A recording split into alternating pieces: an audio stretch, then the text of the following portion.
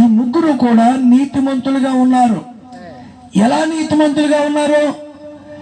పాడైపోయిన రాజ్యములో, పాడైపోయిన ప్రజల మధ్యలో, నాశనం అయిపోతున్న సమాజం మధ్యలో వీళ్ళ ముగ్గురే నీతిమంతులుగా మార్చబడి ఉన్నారు. మరి నీతిమంతులుగా ఉండడం వలన వారి నోవహు కుటుంబం రక్షించబడింది.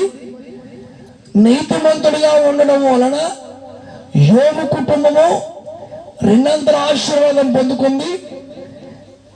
దానియేలు నీతిమంతుడిగా ఉండి ప్రార్థనాపరుడుగా ఉన్నాడు కాబట్టి సింహాలు కూడా నోర్లు మూసుకున్నాయి. ఆ సింహాల నోటి నుంచి దేవుడు ఆ దానియేలుని విడిపించిన శక్తిమంతుడు. దేవుని స్తోత్రం.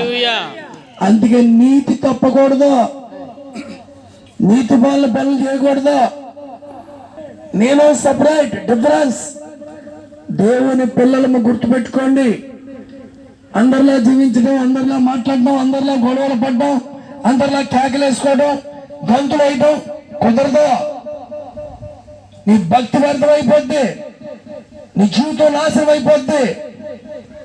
అలా చేయడానికి వీల్లేదు. నువ్వు నిజాయితీగా నీ యోబు వలె, దానియేలు వలె ఉంటే నువ్వు ఎక్కడ అడుగు పెట్టినా అక్కడే ఫలిస్తావు. కొడుకు పట్ల